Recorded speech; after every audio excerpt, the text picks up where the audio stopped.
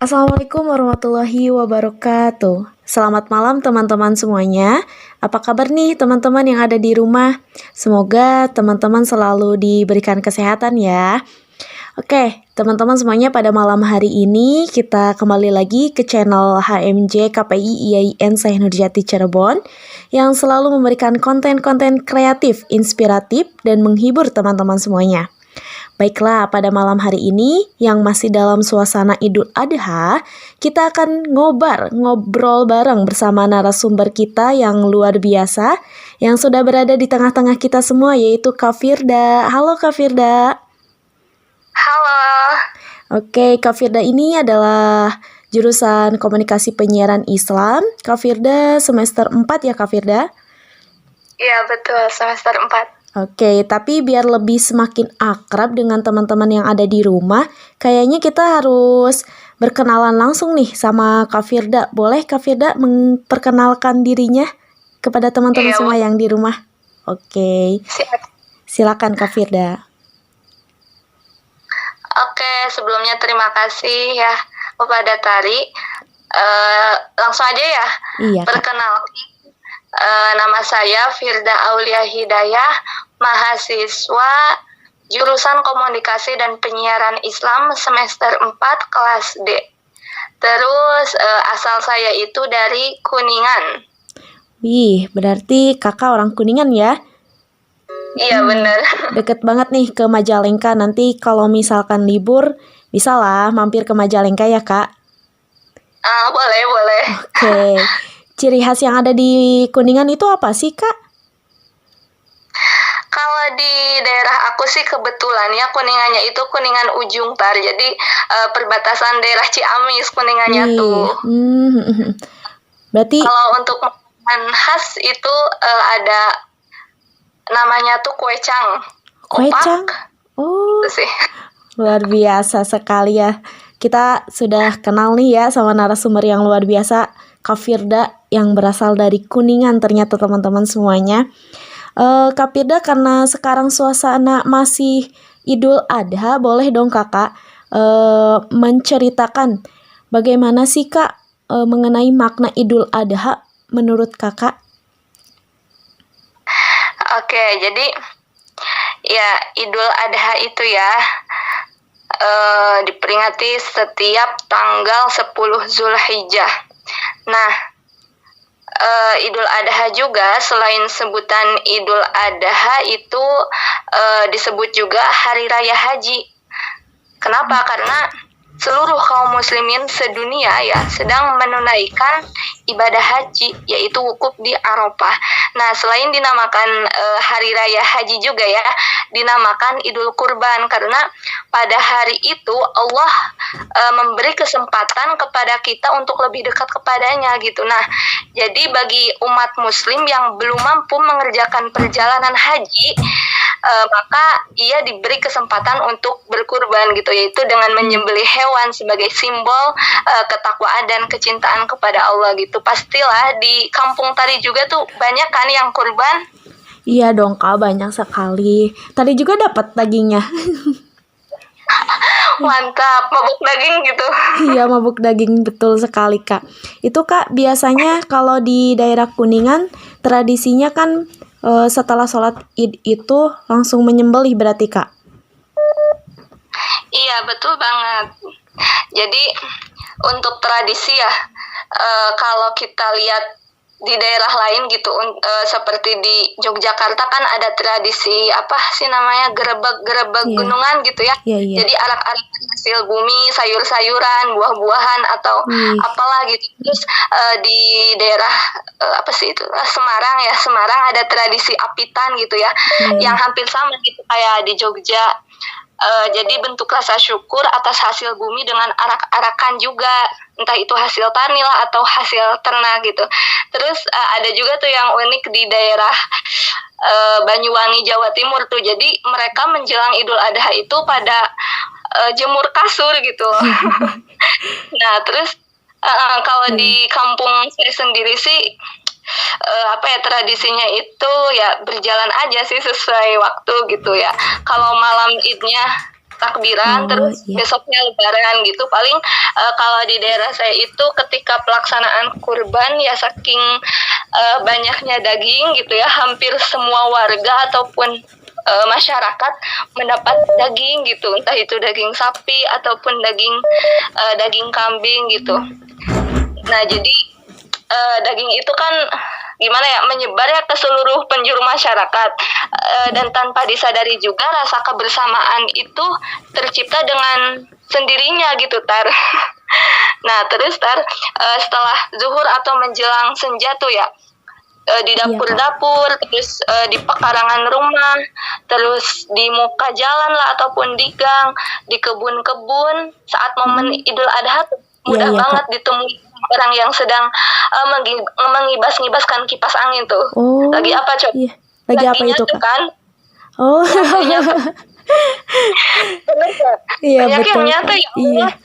Jadi kalau lagi suasana Idul Adha itu tukang sate pada nggak laku ya, kayak Nah, itu. karena Kasihan ya. iya, karena setiap rumah pasti ada yang nyate. Itu dia, bener banget. Mungkin itu sih tradisi di saya mah. Gitu. Berarti hampir sama ya, Kak ya, setiap daerah. Tapi punya ciri khas masing-masing berarti ya, Kak ya, untuk merayakan Hari Raya Idul Adha ini. Iya, betul banget. Oke, Kakak, kan sekarang tuh lagi musim pandemi seperti ini, apalagi kan munculnya peraturan yang namanya PPKM gitu ya. Jadi semua aktivitas masyarakat itu ya benar-benar dibatasi. Nah, kalau di Kakak sendiri nih di daerah Kuningan, ketika pandemi seperti ini, Idul Adha berjalan seperti apa tuh, Kak? Oh, oke. Jadi ya mungkin Idul Adha di saat pandemi ini sangat berbeda dengan tahun lalu.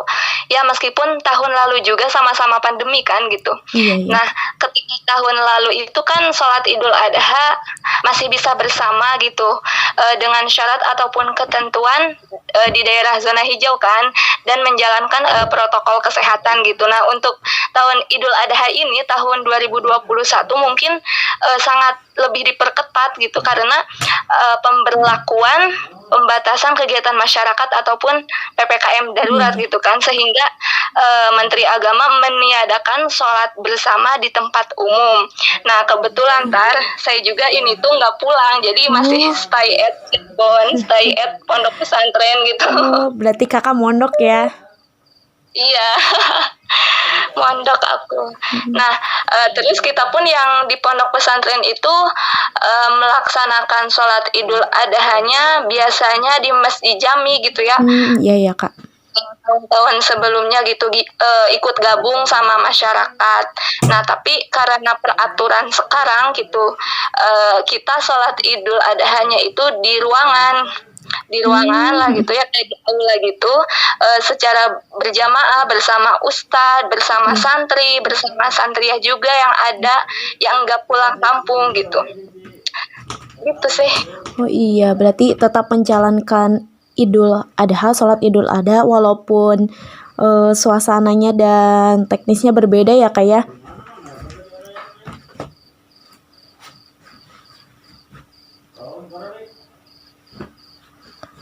Oke, teman-teman semuanya, begitulah cerita Hari Raya Idul Adha yang dirasakan oleh Kak Firda.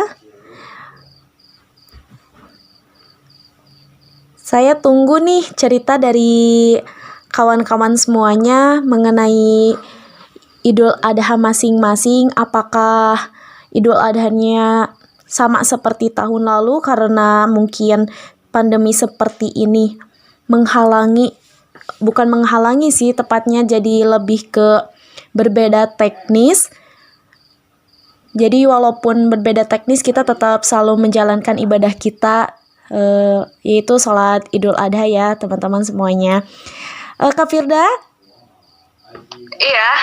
Oke, ini sangat luar biasa sekali ya ceritanya.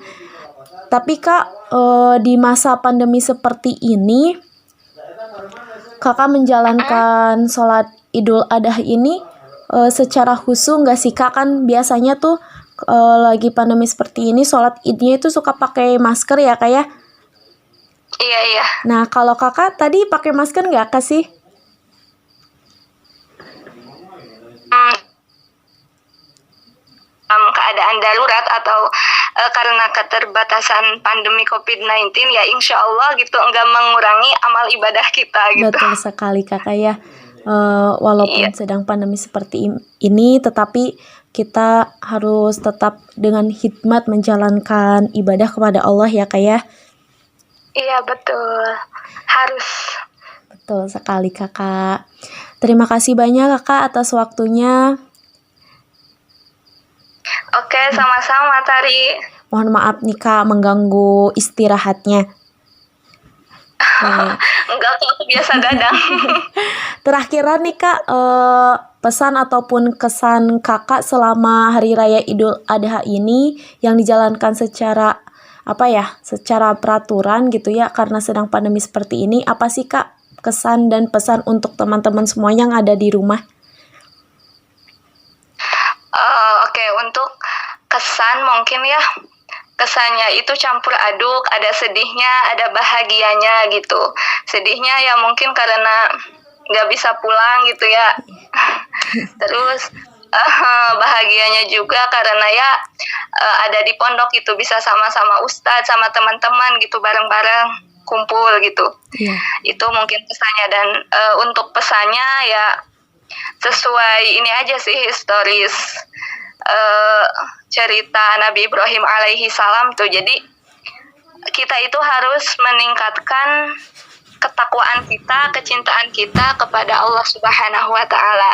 Ya, yaitu dengan menjalankan segala perintahnya dan juga menjauhi segala larangannya gitu. Sesuai ya cerita Nabi Ibrahim kan menjalankan perintah Allah yaitu dengan menyembelih anaknya gitu ya. Iya. Ya, mungkin itu intinya, pesannya harus lebih meningkatkan ketakwaan dan juga kecintaan kita kepada Allah Subhanahu wa taala, itu aja sih. Masya Allah kakak, pesan yang begitu luar biasa mengingatkan kita. Terima kasih kakak atas pesan dan kesannya.